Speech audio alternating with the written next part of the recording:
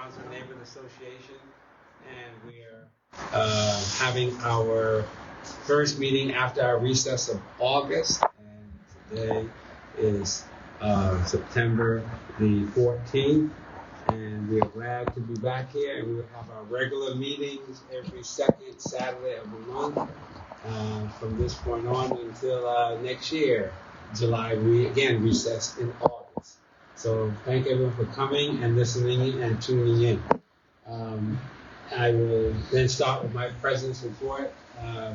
Is that we've been very busy in the neighborhood doing different things, and we've been also funding different things with our resources with the neighborhood cleanup. We teamed up with Dr. Jim Rutherford, and we also teamed up with the county's alternative sentencing program, where the county sends out someone that helps to clean up the neighborhood. So we've been working on a regular basis, cleaning up the alleys and certain right-of-ways and major corridors such as Atchison, Mount Vernon, and Long Street. And it's looking nice. We trimmed some of the trees, so we are really excited about that process. And we also have partially funded the effort to the tune of $400 towards the effort to buy supplies and to assist in that effort to clean the alleys. The city said they had funds, and we asked Jesus, and he was going to get back with me, and he said the funds are available, but we have not seen that yet. So we said we cannot wait on the funds, so we just went ahead and started doing our own cleaning and trimming the trees and the alleys, and it looks good. So we're going to continue as long as we can through the fall to get everything cleaned up, at least before winter, especially the alleys. But if you look at the alleys, the city has come out and done some of the alleys and cleaned them, but we have a few more that we're doing in our area so that we can have our place looking good. And that's for the cleanup. And then we also had a wonderful meeting with our big event that we had on August the 3rd, and is the Bethany Bronzeville Push for Peace with Pastor Edward Lewis and Bethany staff and others. And we really enjoyed that. It went out on our website. We put the information on there, as well as the Bronzeville Communications Network. Marty put things out there to get people to come out. And it was really nice. We had the bands were great. The message was even greater. And we're going to be doing it again next year. We're just going to have it kind of divided. And the Brownsville Neighborhood Association will be sponsoring a part, what we call the pre-event. We're going to split it up and have some activities prior to the main event, which would be when we have the message from the pastor here. And we decided that this year was great. We had nice organization, and even in spite of the rain that came down, people left, but a lot of people came and came back and stayed.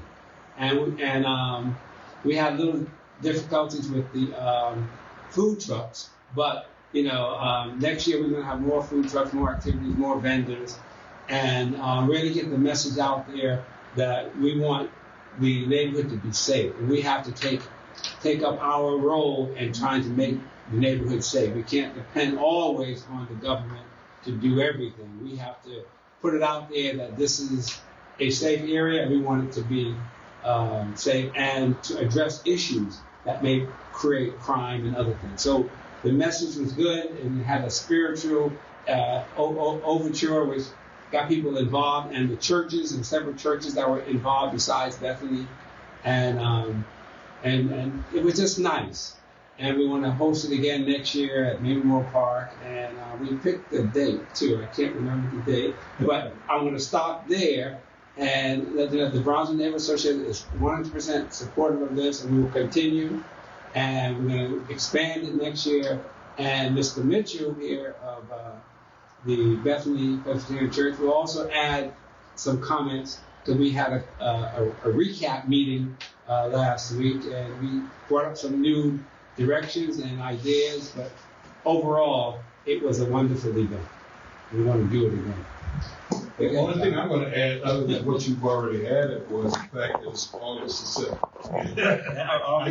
I just checked it. I could remember. August the 2nd of 2025, Right. we're going to try to do it again. And one of the things that we were concerned about is that we want to get more of the community out and involved. We did our canvassing, we did everything that in terms that we could do, but we felt that we needed to do more community and get the community out actively enjoying this event. So again, we thought it was a wonderful program. We want to get the word out. We have a whole year to get everything out and the communications out. But August the 2nd of 2025, we're doing it again. Right. Thanks. Thank you. All right. And with that, I think an overall view of we have a slight modification to our agenda. Our secretary is out and our treasurer is out. So we will give the financial report a little bit later. And also that we are modifying the agenda to talk about a couple of things that has occurred that involves the Brownsville Neighborhood Association president and vice president. And we want to get to that shortly, but we just want to say that's going to be the main focus. And if you have any questions before asking the treasury report, if you have any questions, we will take that on. Then we'll go into the special discussion as we will have.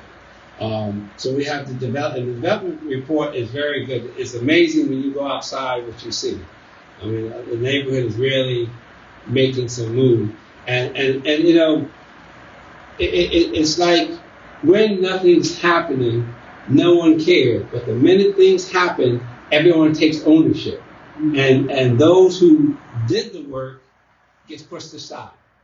And that's okay, but we have to establish the protocol for Brownsville. And people say, oh, well, you're just making a big thing over nothing. When, even this country, even today, when you establish two things, boundaries or borders and a flag, that means what you have is valuable, because you wouldn't do that. We're still fighting our southern border now with the situation. We're fighting, things within the country. Or when you identify, it means that you have value. So we have done that thanks with the help of City Council President Harden, who made it official that our Brownsville boundaries exist. The ones today and the ones back when Mrs. Smith was Mrs. Brownsville. So, which is, back then it was 2 square miles. Today we have 1 square mile. And our boundaries today are Broad Street to the south, I-670 to the north, Jefferson to the west, and Taylor to the east. In the 1930s, it went to Woodland to the east and all the way to Cleveland to the west. We still have the 2 original boundaries. In the 30s, it was the Pennsylvania Railroad, which is now 670, part of it. So we have, back then it was 2 square miles, it's about 1 square mile today. And back then it was about 70,000 people. We have about 10, 15, maybe 10,000, 15,000 people. But you have to defend it. And I think we get away from that. And you're going to hear in our discussion later why we have to do things and why, when you establish something and it becomes valuable, why you must always stay on your toes to protect it. Because that means someone else wants it. And they will do whatever they can to take it from you and undermine your position. So you're going to hear more about that later. So with that, they're going to give you all the good stuff about what's happening. And again, we've been involved one way or another with the Brownsville Neighborhood Association in these developments. So we will. So as the Vice President's report, deal with development and issues that encourage development. And as we all know, Columbus is really one of the hottest locations in the country right now for any kind of development, particularly construction, residential housing construction. And so we in the neighborhood are also the focus of a lot of that attention. And many of the issues I'm bringing up, I don't have them in any particular hierarchy in the order they're at, because what we have are kind of small personal things that are very significant, if you remember the history of this neighborhood. Then we have big things. So I kind of mixed them up together because they all together really weave an impressive development in this neighborhood, really put us at the forefront. And one of the first things I want to bring up is, and you may have heard this, the new listing for the highest average income in a zip code happens to be adjacent to us. 43215, that's downtown, now has the highest average income for all the zip codes in metropolitan Columbus. We are 43203. We abut to it on the west. That zip code is all downtown, goes through parts of Grandview to Marble Cliff. So, used to be out in Galena, Delaware. Now it's downtown. Those of us, and many of you who have been in this community for some time, we used to be on the bottom end of that. Downtown was on the bottom end of that. It's flipped in the last 20, 25 years, which explains why there is so much interest in this neighborhood for every little piece of ground, no matter what the condition of a property is or where in an alley it is, it's really desirable. And so amongst the things that are happening, on September 18th, this coming Wednesday, we're going to have a celebration, a 10-year celebration of the Longstreet Cap. And that is going over the freeway at 71. And many of us are familiar with that. And there's discussion coming up on where are we going after this, which has a whole bunch of issues on how we take this project that was developed 10 years ago from its current status and take it into the future. So there's discussions coming up. We're going to be part of those. We'll let you know when those are. But the celebration will be 11:30 Wednesday morning on the Cap. So please, anybody and everybody, come out. And it's going to be gorgeous. They put all new flowers in flower boxes on the Cap. The Parks and Recs have been maintaining. It's gorgeous, like a park. It's beautiful. That's Wednesday, the 18th. This Wednesday at 11:30 will be the ceremony.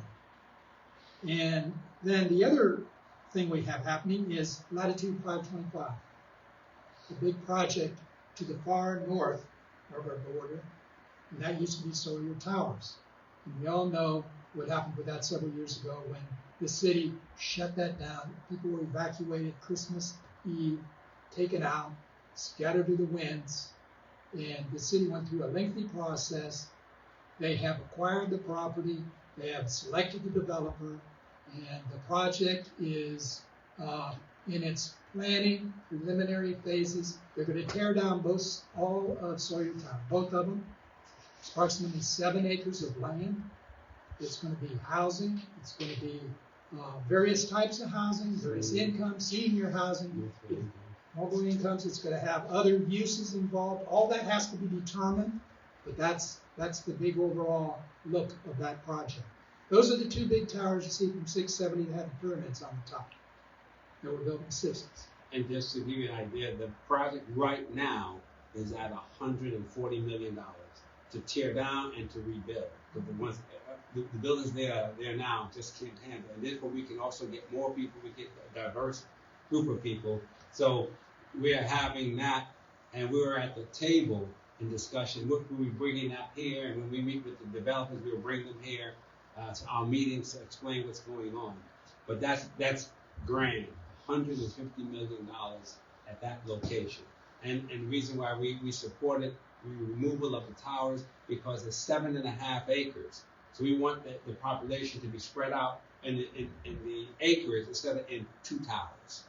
So this is what and the project has to meet the current housing number.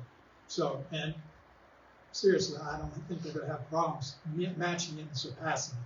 But that's the minimum. You need to meet what the existing housing is in those 2 towers. Which was 400 units. Now, they're saying in their design they're coming with about 400 units. But here's the difference. The towers were more efficiencies than 1-bedrooms. The new development would have senior 1 and 2 and maybe 3-bedroom units. So we are able to get more people coming to the neighborhood with that project using the 7.5 acres versus just the towers, which are small and just for one person. Here we're looking at families or 2-bedroom, 3-bedroom, and try to get that in the process. And so we're going to be on front and center starting. They haven't received the deed yet from the city. And also the city will be engaged with them for at least a year so we don't get another fiasco. And will be involved with them as well. And we've already sent a letter identifying who we are to them so that they know. And also the city attorney, Steve Dunbar, has informed them that we need to be consulted in the process. And as we go forward, we will not only develop it, but we will try to form a committee from here that will work so that it doesn't have to be Dana and I all the time, but we can have a committee, that building committee, to interface with the developers when they start. So that's part of the discussion. Yeah. Will they set aside days for community garden? Well, all that will be discussed in the layout. Dana and I talked about it. We have a lot of ideas, and they have that kind of money to put in the ground. We'll be able to leverage that to community gardens, whatever, solar, green space. Yeah. And to give you an idea, and just so you have can visualize what this direction is going, if you're familiar with the Jeffrey development on 4th Street there between Italian Village and Milo Grove, along 670. See that? Keep that in mind. You go to Grandview Crossing over by Dublin Road, just past the main post office, all that development there, keep that in mind. Those are similar kind of acreages, so that is kind of the thing we're thinking. It doesn't have to be exactly like that, but that gives you an idea what the density is, what the feel of the project would be. Then we move on to East Broad Street improvements. For over a year, 2 years now, there's been discussion. The city is wanting to make improvements on East Broad Street between Parsons, Nelson Road, Adam Creek. And they want to have bike lanes. They want to redo the inside lane where the curbs are, sidewalks. So all that has finally begun. And maybe you've heard the scalping of the street at night and all the trucks. And they've started to repave on the inside lane against the curbs. And this will help moderate traffic, speed calming. It'll do a little bit of that. And it's fine. A lot of talk. We finally started. Then we have, like we talked about, the intensive alley cleanup. We've had good experience with that. A lot of people are excited about that because we've also done cleaning on street trees and the tree wells, particularly along Street in Mount Vernon. They become overgrown if you don't maintain those. Mm-hmm. So with the weed whackers, we've gone in to clean those up, and we know the city can't do that everywhere, but we're taking care of it in our neighborhood. And then a developer has purchased Neighborhood House from CMHA over there on Atchison, and next to St. Dominic's and across from the workforce housing. And again, this is a project that's been talked about and it's gone back and forth. So this developer is had interaction with us. He's local, and he's wanting to do something that is going to be helpful for the neighborhood. So the plans are not formalized yet, but Willis can elaborate a little bit on that. Right. And as well as they have a business in Whitehall, and they've been in Columbus for a while. And we viewed it, and we're going to have another meeting again, another viewing of the building in the area. But in talking with him, he's a young guy. It's he and his mother. They're entrepreneurs, and in talking with them, I made it clear that the neighborhood house, when you walk in there, it's amazing. It was built back in the 70s, and you will see. I mean, it's large. I mean, it has compartments for everything, and you look inside with the heating and cooling. It's really amazing that from the outside you don't realize how big it is. And I said it needs to develop in the same vein. But the big thing is it has a gym. Yeah. Gym with a running track on the side, and it's really neat. And they're going to keep that. But we had a discussion, and the stress was, make this first class. Have your architect, he has some architects he's working with. It must be renovated with the idea it's the Rolls Royce. Because if you do something cheap and crappy, it's not going to work. And we had the same discussion with Lincoln. When the city came to do the Lincoln, it was $8 million. Just do something for the people over there. They'd be happy with that. We had a knockdown, drag-out meeting at the King Arts Complex. And Hardline was there. They had different scales of development. And they came in, Larry James and the mayor came in and said, no, this is what we wanted. And we argued. The NNI says, no, if you're going to do it, you have to go to the Rolls Royce. And then Hardline said, yeah, because if you do it at that level, it sends a message and they can put more good things into it. Well, it went from 8 and the final number was 15 million to renovate the Lincoln. And you look at it today. It wouldn't look like that. You can see what they were going to accept. And we fought them.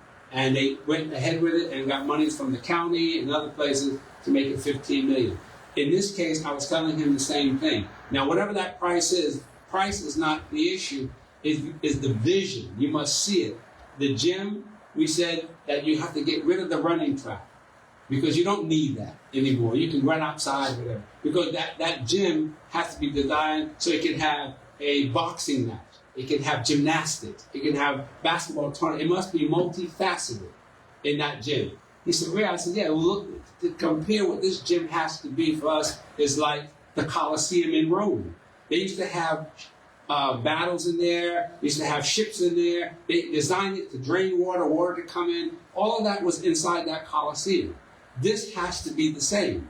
So he's looking now at another level to have it where it can be multifaceted with the lighting, the air conditioning, the seating, and if you take out the running track, you can get more people in there, and you can do more.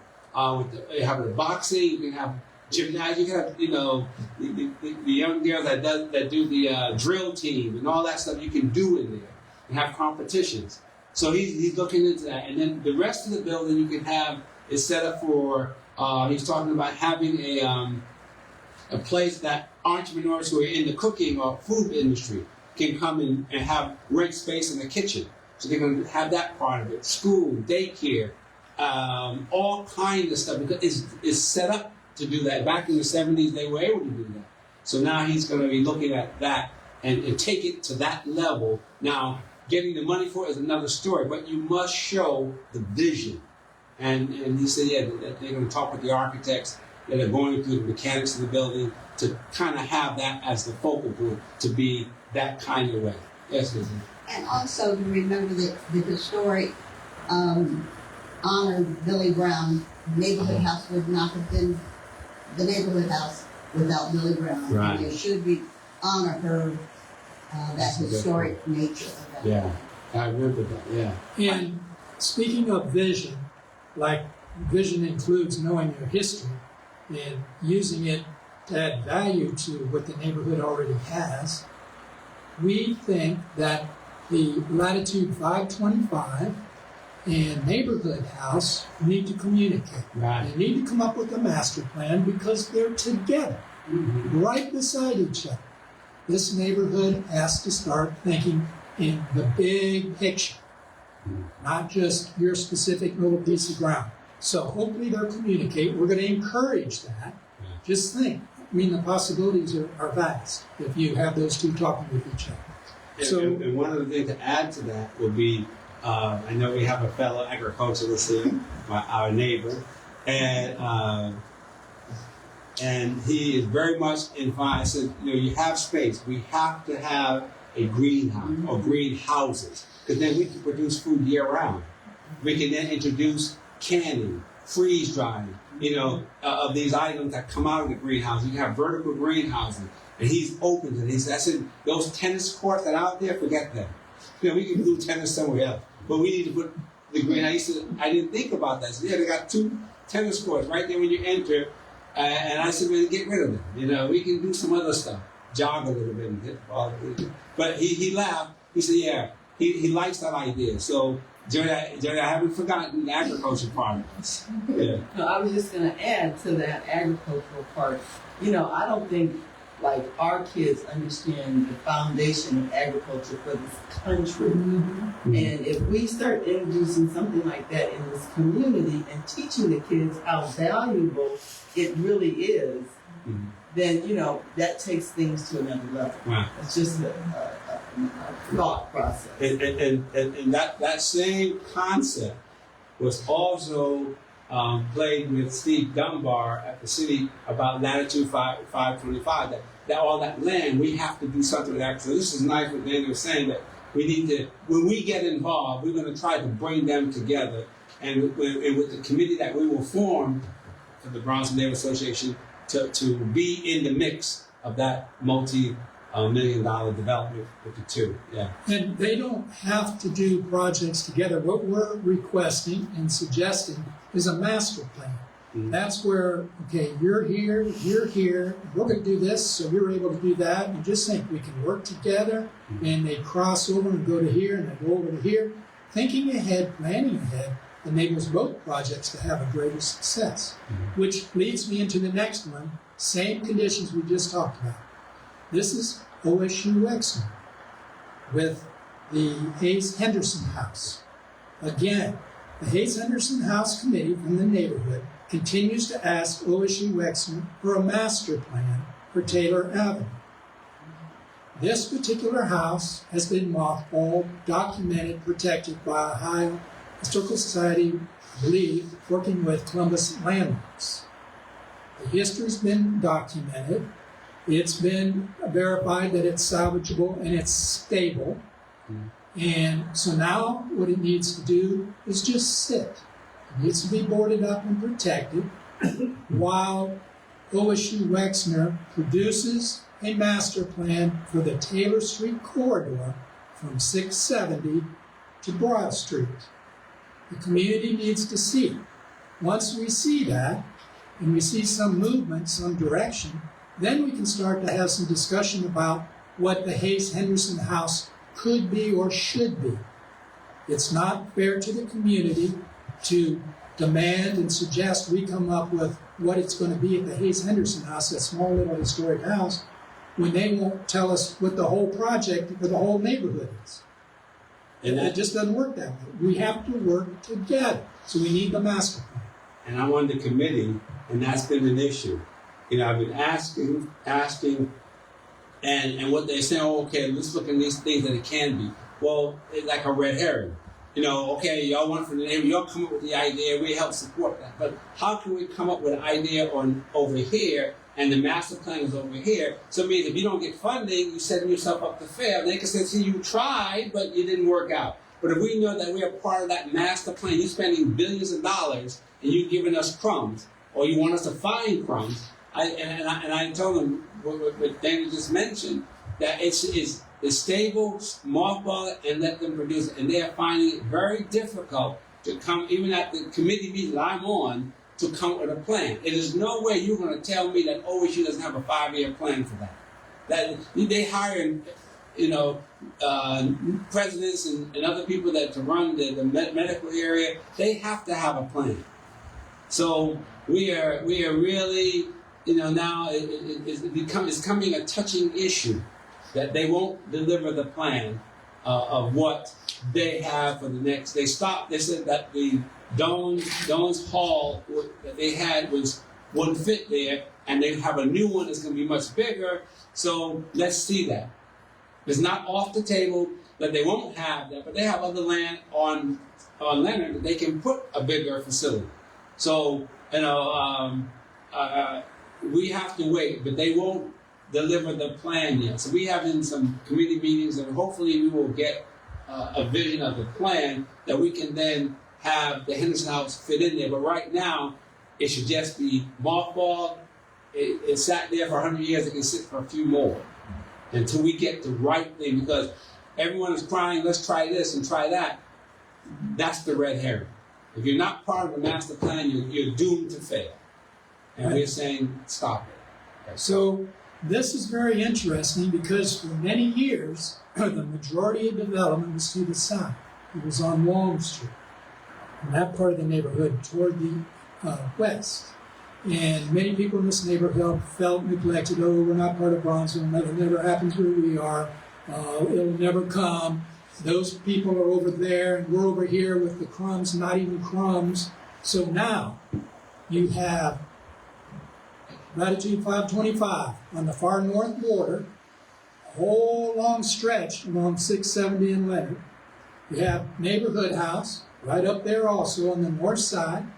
Then you have Taylor up there, that whole corridor on the far east side, going all the way up to 670 again. That's where all the big stuff is now. It's all happening up there. And like we said, it works its way through the neighborhood. So this neighborhood in its entirety now is in development mode, planning for the future.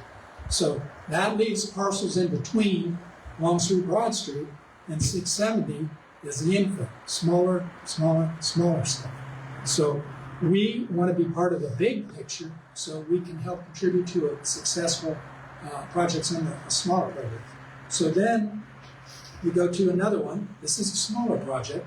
The new Long Street condos are for sale. They're at Miami. Several have been for sale for some time. And the new house will begin construction before too long. They're at Miami and Long. That was going to be part of the project. And then we have the Luminary Housing Development at Hamilton and Mount Vernon. And that is the project working with Kelly, the developer, and Shiloh Baptist Church. They've come together. They've recently put their signage up, and they have some very innovative signs, which, if you're curious, go by and see them. They change depending on the time of the day, which is very interesting. We also have the Deal Housing Development in East Long and Hamilton, and that is going up. And they have 5 floors now. There's going to be another floor going on parts of it. And that is also a Kelly development project who's been very supportive of Bronzeville and working with the Bronzeville community on various projects for the years. And then... How tall is it going to be? I'm sorry. Seven stories. 7 stories. Right, so it's Yeah, 3 that now. sounds strange, yeah. It's 3 now, and then the first floor is going to be parking, Right. and then they're going to put another 3. So the total will be 7. The total 7. So, as we know, we have the zoning modifications throughout the city, but there's certain corridors where they can do other things. But also, when you have a project that overlooks a freeway with a park space like that, I mean, it can lends itself to doing something like that.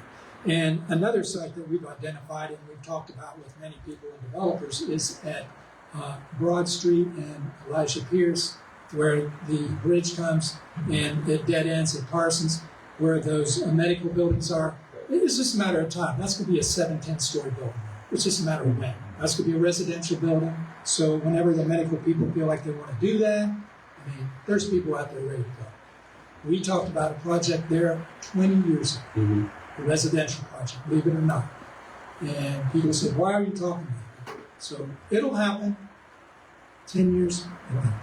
So then the final thing is they had the hot times on the 5th, 6th, and 7th. Nice event. They've done it for several years. They moved over on our side in the Bronzeville neighborhood, so you're welcome to the neighborhood. But what I said when I was initially made aware of that is this shows the city and our community what Hamilton Park would be like if it was a real park. This Hamilton Park was exactly like Jefferson Park on the other side of 71. There were 3 of them: Hamilton, Lexington, Jefferson. Lexington is where 71 is. So we have suggested for some time that Hamilton Park be shut down, made so it operates like Jefferson Park, with the road going around in a loop with the green space in between. And it's now feasible, makes sense because Elijah Pierce is there. You come Parsons going north hit Broad Street, you Dog Lake, you go Elijah Pierce, you go up there, you get on 670. You want to go back in the neighborhood, you can. There's no reason to go on Hamilton. So hopefully hot times will come next year and more people will say, well, why don't we make this an actual park? Because we need green space in the neighborhood. Just think of all nice green space, the trees, it'd be gorgeous. And that includes the amazing things that we have happening in here. Yeah. I just really have a lot to share because I wanted to add to your list. Everybody knows my house is 225 North Monroe. Currently, I have a grant that I have been waiting to hear back. We're supposed to hear back at the end of August, and we'll fix up the entire house and include a commercial kitchen. For the last 2 years, and it has been registered historic. I don't know if You should tell me your name. Oh, sorry. I'm Jody Spencer, and my field is agriculture. The last 2 years, I've been growing seedlings, and I sell produce to local food pantries. And met this wonderful person at OSU, a food sovereignty workshop, and she's been helping me with my narrative for the last 2 years. So my house will be sort of like an ag hub. Behind it, the shed that's there will be like a year-round farmers market working in conjunction with Miss Julia Lynn's market. So mine's going to be online, so people will be able to go online and order, and then be able to pick their orders up the following week. And mine would be on Wednesdays, hers is usually on Thursdays. So every time left, we'll go to her market. Let's see, there's so much to share. Well, go ahead. I'm forgetting something. See what else. But it will be educational based as well as, we want to do a lot of fun activities. Also, I want to be on the committee to be able to help, with maintaining some of the green space or encouraging more community gardens. I'm currently growing cotton as well. And one of the reasons why I'm growing cotton, because you're talking about like history and understanding, and one way you understand is to actually feel it. Yeah. You know what I mean? And I remember I grew it years ago. I had an aquaponics system, and I grew cotton in it, and I had her go in there, and she was like, "Mom, you got me picking cotton," but I wanted her to experience. I wanted her to experience the little barbs. That's right. I was going to say the pain. And thinking like morning to night. When they were out there picking that cotton, you can imagine what their hands look like. Oh, mess. So everybody was laughing at me because and I think in Poindexter, the gentleman had grown cotton years ago. There was a story, getting all those stories together of things that have happened in this neighborhood. But my family has been here since the 50s. Right. Right there by Hathaway and Ferguson, they had a triplex and a four-square house there. Of course, it no longer exists, but yeah, so a lot of exciting things going on.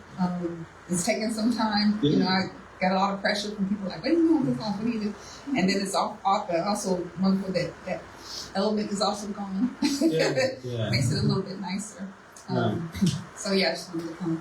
Now, is your dad still around? Yes. Yeah, I remember him so often going in there, and I would ask him. He would say, he had a slow talk.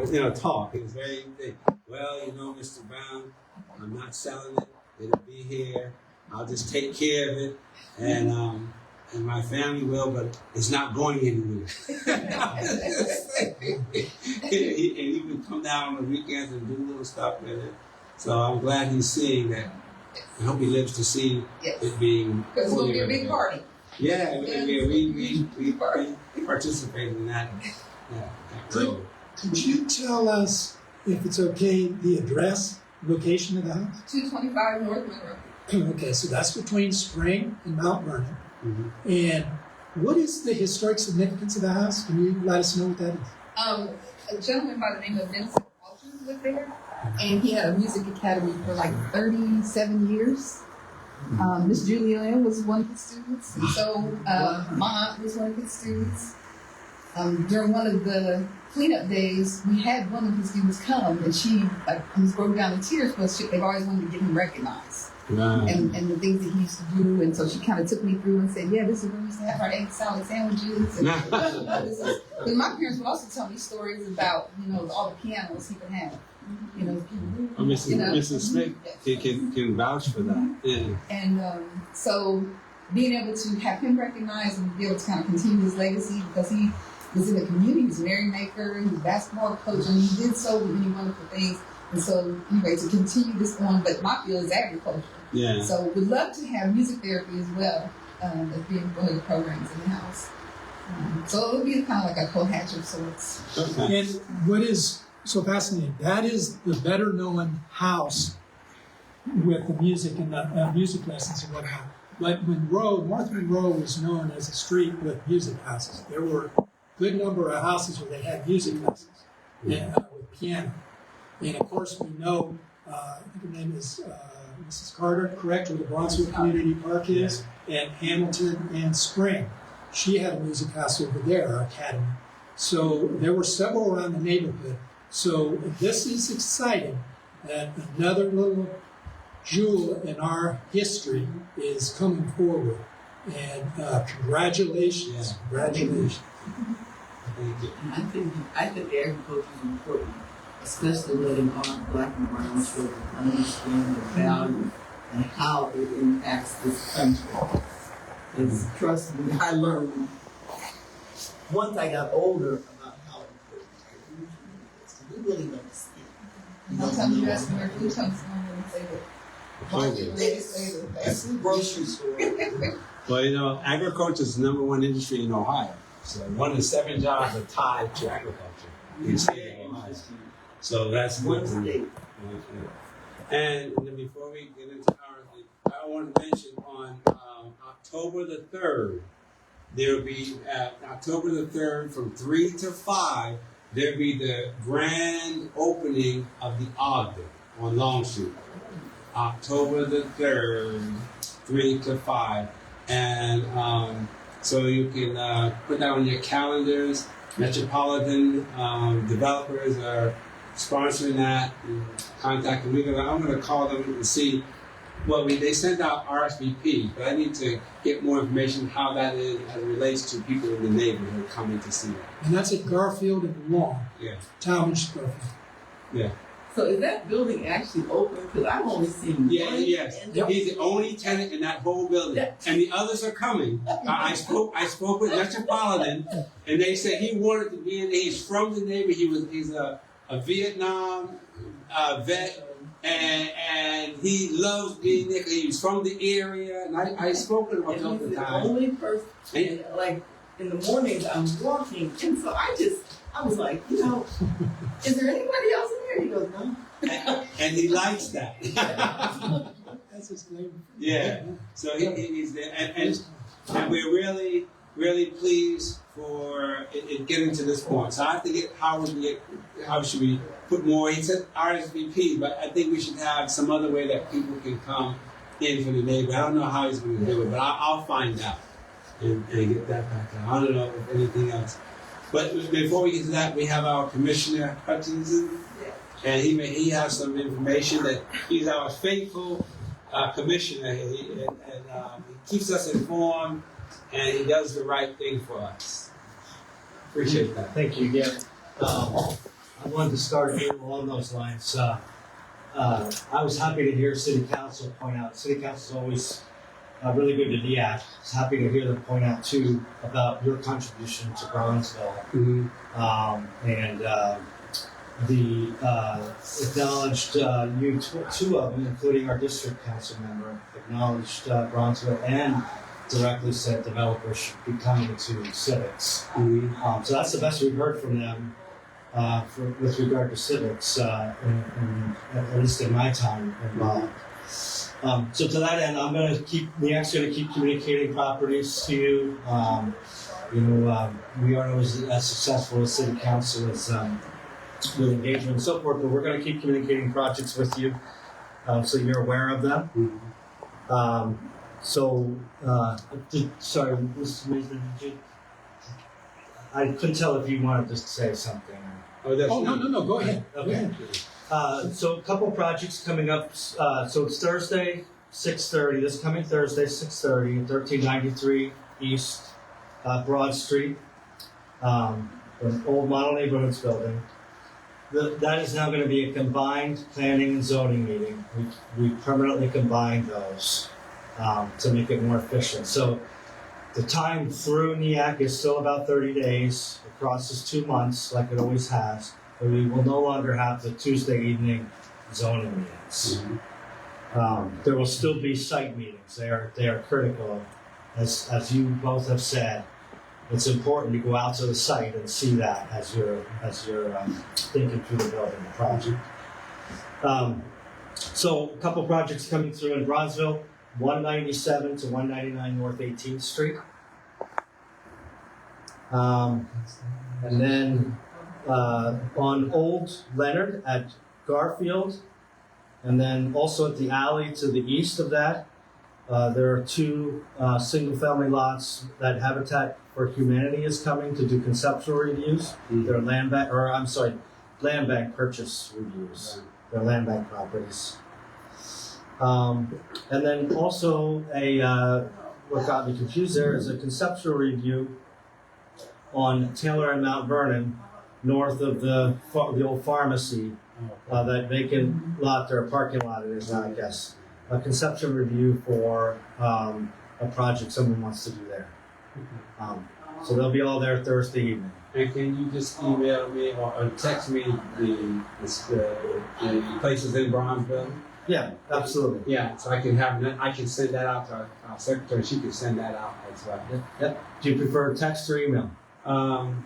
Whichever is easier for you. The text is fine. Okay. Yeah. Yeah, I can do that, certainly. There's 1, 2, I think it was 4 of them. There's 4. Okay, and I can send them to her via the text, and she can put it out as well. Yep. Okay. Happy to do that. Thank you. Anything? Any questions, our commissioner? No? Can you send me the information so that I can post to get out? To the community network? Yes, I can. Yeah. And this is, you know, it's you're gonna go into our special thing, but this is what we are referencing here. When we have the city we had a controversial issue here, and we just want to clear it up for people and hear how we have to work together. We have to have development come through the civic, because if not, it opens up a real bad space. And in a situation that you're going to hear, Shirley, that it created some tension and friction between us. And we want to clarify our side and set the tone as to where we're going for the future. Because we have so much to do, and we have to set the tone to say we must work as a team. We can't do this, helter skelter. It's not where we like what's happening with you. We have the neighborhood house. We still have Poindexter Museum coming along. All of this here should be part of our new master plan. So when we ask for monies, or we want to go out and get money, we don't have to ask for 50 cents. We got to ask for the dollar bill. And we have another issue related that we have to work on is the extension center. They're not fully funded. It's there open. They renovated it, but it needs some more push. And if we don't push it, it just sit there on the vine. And that's another jewel that we have to stand behind and make it work. So the director, and she's not even the director, she's managing it pretty much. So we have to work on it. So that's another topic that we'll discuss later, but we're working with that. And we turn to our special event. So I know many people in the community and in the city, and city council and city government are aware of events that happened at the Near East Area Commission on July 11th, 2024 at 1393 East Broad Street. And I want to preface that with saying the Bronzeville Neighborhood Association has been promoting and supporting church involvement in housing, whether it's affordable housing, senior housing, whatever kind of housing. We have been working with numerous churches on this. We want it to work, we need it to work, and we are an ideal neighborhood for it to work, because we have so many churches with vast holdings. And the other thing I would like to preface is that any of us involved in development, and several of us in this room have been doing this for 30 years, some of us a few more, and there's other people in this neighborhood who've been doing it for a long time, is you're not going to win everything. And it's not a matter of winning. There's times when you have to stand up, because when you stand up, it puts you in a position to be considered for the next time. So we don't consider what happened in the past week as a loss or a win. We are bringing this forward because it raises red flags and great concerns on how development is going to be done in the future in our neighborhood. In some ways, it sets a bad precedent for how you can do things, and it puts the community, those of us that are vested stakeholders, in a precarious position. So with that, like I said, many of you heard something. What happened was on the 11th, there was a Nearest Area Commission General meeting.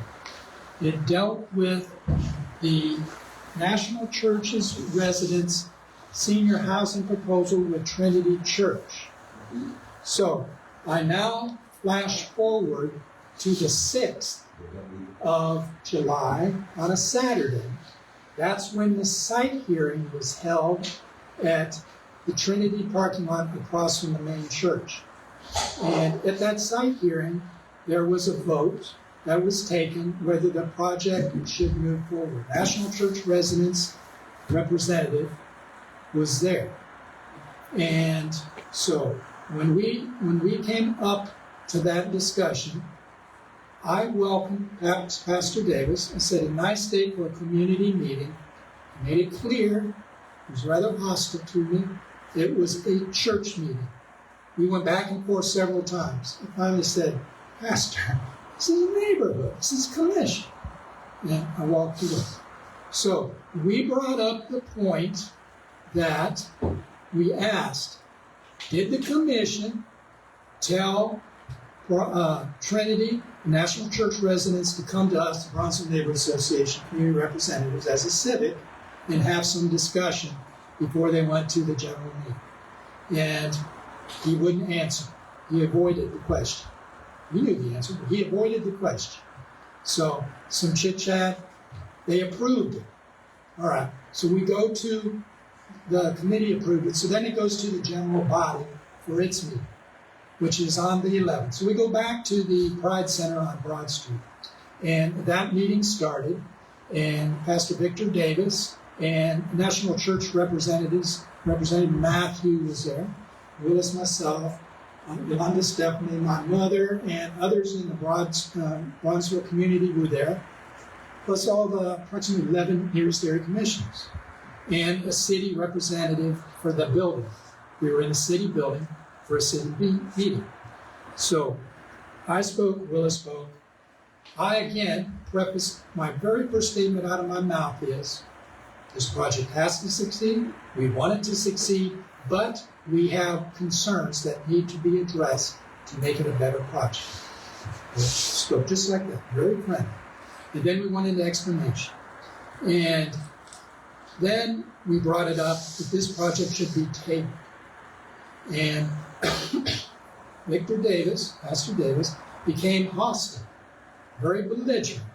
Said, no, this can't be done. The city said it wasn't going to work this way. He started shouting. He went after the zoning chair. He was out of order. And then the discussion came that it should be tabled. We asked it to be tabled. Chair D'Souza said, wait a minute. She went to the minutes. In fact, June 20th, in fact, the chair read the statement that the body said, you need to go to the Bronzeville Neighborhood Association to have some discussion on this project before you proceed. So then the commission had their vote on tabling it. They did in fact table it. So he left in a huff, very upset, went out of the room. Then Willis and I went out of the room. Yolanda and Stephanie went out. And my mother. So we were out in the hallway.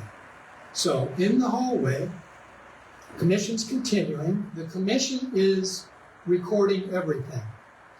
All their meetings are live streamed. So the first part I'm talking about was video audio. Now, what happened, they can hear audio on the recorder. it got very ugly. I started to talk to Matthew in the middle of the hallway right outside the commission meeting. Matthew and I are looking directly at each other. He's like, here, I'm here, talking very friendly. Victor Davis is here. And I say, Matthew, we need to get together. We have some concerns. There's some things we can do to make this project better. And Victor Davis pulls Matthew away and says, we got to go. Pulls him out into the hall, into the doorway, the vestibule going out. And then in the vestibule, I said, Matthew, I hope we can get together. And then Pastor Davis gets real belligerent, very ugly. And then he yells at me. For some reason, he says, what church do you go to? Which hit me a little bit again, because go back to the 6th in the parking lot for the site hearing. When I said this is a community meeting, he said church meeting. Again, in my face, like 3 feet, he says, what church do you go to? Very belligerently. I didn't respond. I didn't take the bait. Okay, we go back to the 11th, after the meeting. We're in the hallway, in the vestibule. So then he does that to me again, loud, yells at me in a very hostile way. And I yell, Broad Street Presbyterian Church. He says, you're a liar. I would have known that. And I'm dumbfounded. And I say, you're ignorant. When I said he was ignorant, he went ballistic. He went crazy. He was a crazed animal. He's in the doorway with Matthew, me on the other side. He raises his fist. In the name of the Lord, I'm going to take you out. He's coming at me. He's big, if you know Pastor Davis. He's like a football player. Big guy. Bigger than I am. I'm 6 foot. He's like 6'4", something like that. And so he's coming through the doorway, and we start yelling. Various things were said. The commission heard the ruckus. The commission starts running out. While this is happening, Bronzeville leadership is there. Everything we said was spoken as Bronzeville. I didn't say anything personally. I said it is Bronzeville. I never used any racial, derogatory terms, racial terms, profanity, nothing. I called Pastor Davis ignorant, which he is. If he thinks he knows every church every person goes to in this neighborhood. So, he came into the room, and they were holding him back. Yolanda, Stephanie, my mother, 88-year-old mother, right behind me, were in confined quarters. He does it again. In the name of the Lord, I'm going to take you out. His fist is raised. He's coming like this. 5 people are holding him back out in the corridor. Commission's out there now. Our commissioner over here, who spoke earlier, said, call the police. He was in the process. Another commissioner said, don't do that. So we stopped. So then they pulled him away. I'm rattled. I have my 88-year-old mother right behind me, making sure she's okay. And they said, get out of here, get out of here. I'm terrified to leave that room because I think he's going to come after me if I go outside the door. Eventually, he disappeared somewhere. So then several people, Willis, Yolanda, and other Bronzeville people, walk us out to my car so we can get out. And I have never, ever experienced that in a city building, in a city meeting, in all my years, ever. That was outrageous. I felt threatened. And it's unacceptable. So, several days after that, I went downtown and filed for protection, civil protection. And you have to go before the magistrate and explain why you want it once you do the paperwork. So it takes time. I did that. They said, okay, we'll give you a date. So the date was set for August 28th. So having done that, I then went and got a police report. After I got the police report, which I went to the main police station, you have to go through that process. We all know how that works. Then I went over to the prosecutor's office for the city up on the 7th floor. And again, you have to go through various gatekeepers. I got through that. And then I went to the intake person for a half an hour with lengthy discussion.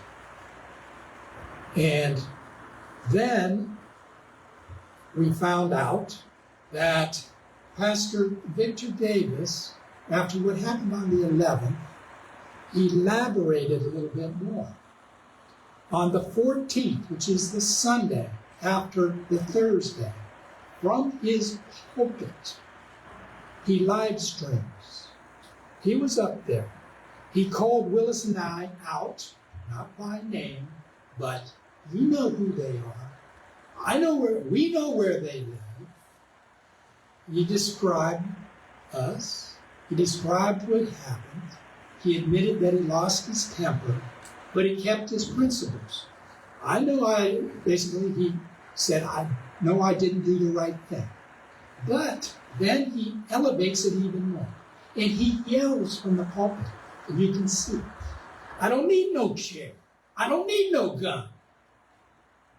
Now, when I see that live streamed, and who knows who else saw it live streamed, what are you going to think?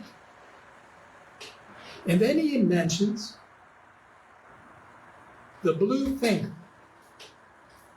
Now, the blue-eyed finger is a coded word that those of us in the black community knows what that means. That's a white guy like me. And the reason why I'm bringing that up is because it just so happens I got a letter, an email from Nana Watson. She is the president of the Columbus NAACP. She said, I am writing to address a matter of great concern regarding a recent incident in which he made disparaging remarks to Dr. Victor Davis, pastor Trinity Church, and second vice president, Columbus NAACP. He's second vice president of NAACP. On Thursday, July 11, 2024, at the New York Sierra Commission meeting, referring to him as ignorant. This exchange occurred after the commission tabled Trinity Baptist Church Senior Housing Project in partnership with National Church residents and Ray Nix developed the project. Such comments are not only deeply disrespectful, but also undermine the integrity and dedication of a respected leader in our community. Dr. Davis has consistently demonstrated a commitment to improve the lives of those in our community through tireless efforts and leadership. To dismiss his contributions and character with a term like ignorant is both unjust and harmful. It is crucial to recognize the significance of respectful discourse, especially when addressing individuals who hold positions of leadership and influence. Disparaging remarks not only hurt the individual targeted, but also erode the trust and unity within our community. Name-calling and derogatory comments are incompatible with the principles of respect and professionalism. Such a behavior is detrimental to the collaborative spirit we strive to foster and can have long-lasting negative impacts on community relations. I urge you to reflect on the implications of your words and to consider the importance of maintaining a respectful and constructive dialogue. Offering an apology to Dr. Davis would be a meaningful step toward acknowledging the hurt caused and demonstrating a commitment to respectful communication. Furthermore, I believe that participating in diversity and inclusion training could be highly beneficial. As a white male, gaining a deeper understanding of the experiences and challenges faced by individuals from diverse backgrounds can foster greater empathy and cultural competence. Such training can equip you with the tools to engage more effectively and respectively with all members of our community. In our diverse and vibrant community, it is essential to engage with one another in a manner that promotes understanding and mutual respect. By doing so, we can work together more effectively and create an environment where everyone feels valued and heard. I trust that you will take the necessary steps to address this situation appropriately and contribute positively to the well-being of our community. Sincerely, Nana M. Watson, President, Columbus, Ohio, NAACP. She CC'd Near East Area Commission Chair, Mayor Andrew Ginther, Council President Hardin, and Director Jason Jenkins. Now, I did not respond to that letter. I was appalled, surprised, and just, wow, when I got it. So, as a result of that, then we go to the hearing, protection order hearing on the 28th. and the Common Pleas Court up on the third floor. Several of you probably been there. And I had two witnesses, two members of the Bronzeville board. I had Yolanda and Stephanie. And so when I walked in, lo and behold, Larry James was the attorney for Pastor Victor Davis. So I made my initial statement. The magistrate, the lady, said, well, there's only one incident. You need two incidents to be able to get a protection order. I said, actually, there's three, and I didn't find out about the two from the pulpit until after I filed the original protection order, and they told me I couldn't add to the protection order. I would have to make the statement here.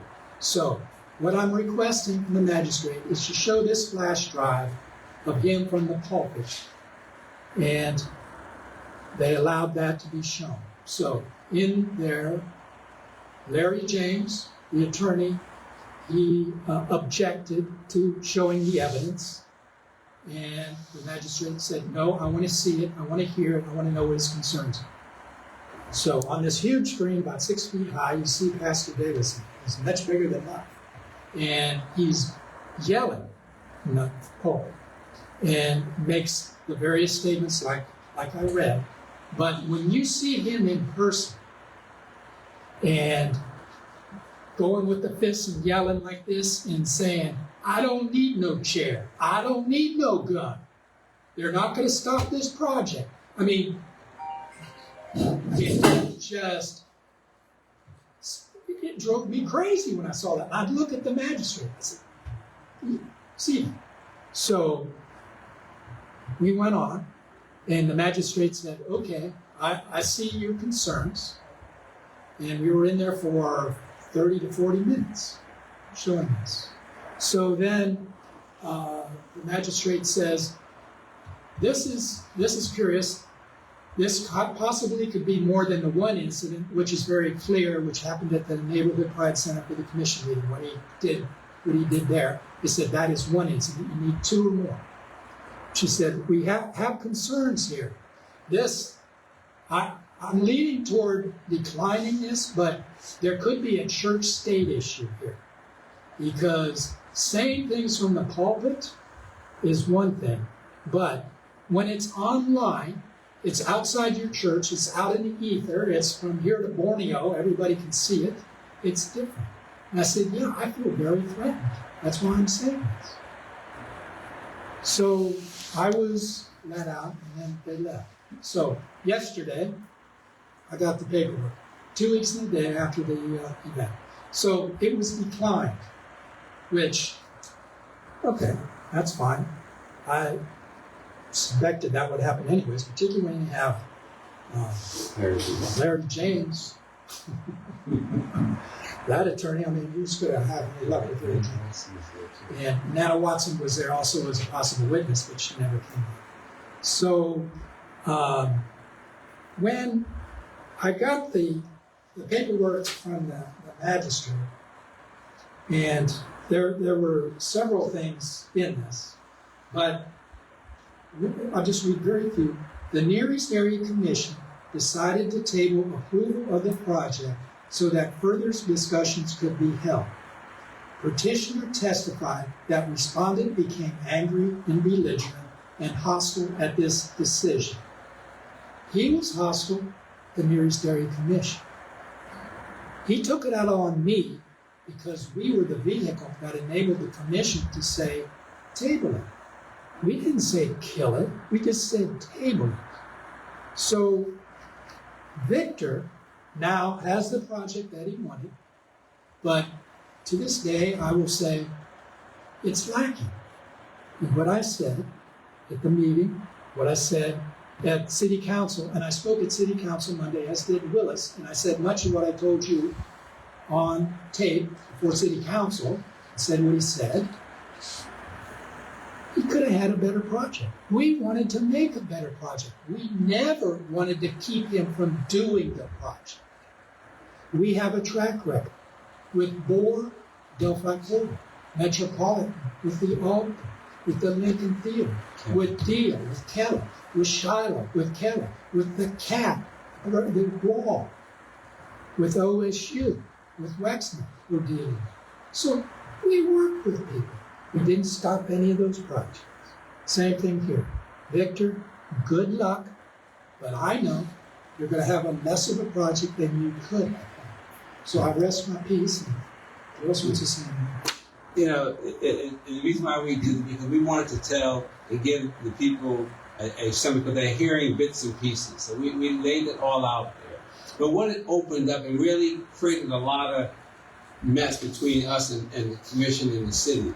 When the commission tabled it, their push to have a special meeting was in conversation with council and the chair of NEAC, and to decide to have another emergency meeting so they can keep on track to apply for funds for different things. Well, they had 5 years of working on the project. Why would they wait till it's pushed back like this?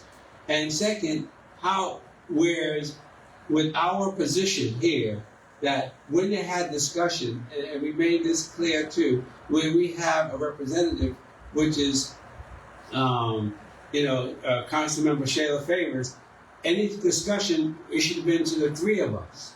We have left out of that discussion even to have the second meeting. We didn't mind if you're going to, but at least say, look, we have a real hostile situation. Bronzeville, NEAC, come down to City Hall. Let us sit down and talk. Our representatives should have said that. And that didn't happen. So it means that, yes, they give you the lip service, but you gotta, the proof is in the pudding. That should have been, and even the result was the same. We could have said, we had some say-so in that, you don't want to do this, but at least bring us to the table. So the decision to have an emergency meeting, because by right, their meeting should have came this month, because NEAC tabled it. And the chair could have just simply said, no, that's the rule. But there's some dialogue with council and her. She decides to have a special meeting to accommodate them and their money. Well, that's not the NEAC and them getting money. That's their problem. So anyway, it happened. But here's another point of reference in this whole situation that was handled and mishandled, especially for us with our commitment to the community. We had the redistricting. That city council added 2 more people saying that they need to have additional people. Each of them have to, live in the district, but they also have a particular area. Our representative is Shayla Favors, Councilman Shayla Favors. Now, they had already made a decision that they were going to push the project forward at the Monday meeting. The least that we could have gotten was her vote to say, I'm going to support the neighborhood. It would have already passed with the other 8. It's policy. She could have said, yes, we had to see it. We wanted to go for it, but my vote is for the people. So I'm going to give my vote to support the Bronzeville position of saying to table it. And then if the rest of the people voted for it, well, that's okay. We would have gotten that support. So that's support. But here it is, with all the stuff, it was 9-0. No one gave us a vote. Now, and to me, there's no forgiveness for that. If you represent us in a neighborhood, and we have a situation, you stick by us. We are the people. But we didn't get one vote to say, we support you. But after that, then we got lip service. But the vote is what matters to us. And she was we are in her district, or they gave her, but this is why we say that redistricting, because to be a city council, you still have to be elected by the whole city. But if you had a district and constituents that vote for you, therefore it'll be a different city council. But the way how it is now, she didn't have to vote for us. We don't matter. But what we demanded and should have had was her vote to say, I'm sticking by that group. The rest of the council, it would have passed, but it would have shown. Now, the old council members, such as Salita Tavares and Priscilla Tyson, that's what they've done many times. to support the people, they would vote even though they knew it was going to be passed. But they will vote to support the people and encourage discussion. And we've had many discussions with council, even though it didn't go our way, but we brought it into dialogue. And we get, at the end of the day, we're still friends, we have different opinions, and we respect that. But at least we got the vote. That vote on Monday to move that project was 9-0. Now you tell me how many other civics in this city that's done the work. There are others, but we are one of the top in this city. And we do all this for free. I mean, all the people that work with us, they get paid. And we didn't even get a vote. And that's going to be a sore thumb for us. Always, always. And everybody forget it and forget. It's going to always be, we didn't get a vote. When they had the majority, they already discussed it, they were going to send it forward. So give us one vote. We were entitled to something, and we didn't get it. But then on top of that, the city gives them $2 million to help with their funding. Okay, no problem with that. But how long we've been asking for pedestrian lights? How long we've been asking to get electric in our park so we can have events? And every time I ask for pedestrian lighting to make the people in the neighborhood, black, white, or whoever in the Bronx area, safe to walk, they don't get it. But $2 million went for a building, bricks and mortar, that's going to happen 2 years from now. So we must live in the dark. Until when? Till whenever they decide to give it, if they don't ever get it. So we're saying, again, no matter what we have done, we're not entitled to even lighting. But yet, a project that isn't here and no one's living there yet gets $2 million from the city's coffers. And we went and were told to go to the, for the capital improvement. We put our request in that. I want to see where the project at Church, National Church Residence and Trinity was put in there in the capital improvement budget to get $2 million. I mean, if it's in there, good. I'm glad they thought forward. But they gave them, even after not giving us a vote, they didn't give us anything. We still have our neighborhood with no pedestrian lighting that we've asked for, no electric in our park that we asked for. And this is representation that we are supposed to have, and we don't. So, all I'm saying is it's a sore thumb for us. We're going to continue to work for the community and for those who are not here yet, so that they will have somewhere to say that this is where the neighborhood is for everyone. And I feel, very upset because, I seen this happen when we fought for Poindexter and Mrs. Rita Smith, tooth and nail. And we almost didn't get the 4 buildings that were there, and that was down to the wire. And we've been fighting for this community. That cap that you see there, that connects us, we went there for over 2 years with ODOT to make that happen. $20 extra million. On top of that cap, you can put restaurants. In the cold, we used to go there in the freezing weather to support, make sure that we have that cap. And that's and that's one of the caps with the Elijah Street and the park had to be designed and could not be modified. When we went there, they said no, we agreed on this, and that's what it was. But not one penny, and the hours and the years to make that cap there, and not even a vote from our current council, or a few dollars to give us electric in our park so we can have. We had to cancel for 2 years straight music, because we don't have electric. And we've been promised it. And how long I've been asking? 10 years. We did a proposal for the pedestrian lighting. And they just put it in file 13, but we still don't have the lights. So it's not easy for us to accept it, but we've been through this, and we're going to go for it to work with the new development. But we will always have a sore thumb with council on this issue because we didn't get a vote from our representative.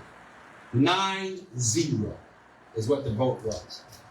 So with that, if you have any questions, we're here, but we're going to conclude with that and say that the Brownsville Neighborhood Association is here for the community and for the people, and we're going to make this one of the best places that you can live, no matter who's living here. And we said this before, we will continue to say, we don't care who gets on our bus, as long as we, the people, are driving the bus. We're not in with that. Any questions we get asked? If not, Thank we you go for hearing that, but we felt the community, because this is being live streamed, needed to hear this, because there's a lot of people saying a lot of things. Everybody knows a little bit of something, but they don't really know it all. So now you know more. And I have no personal ill feelings toward Pastor Victor Davis. I'm just very disappointed in the project that we now will have in the neighborhood. That's bad. All right, and again, if you have any questions, it's fine. We would then move to have the meeting adjourned. All in favor say aye. Aye. Okay. Thank you.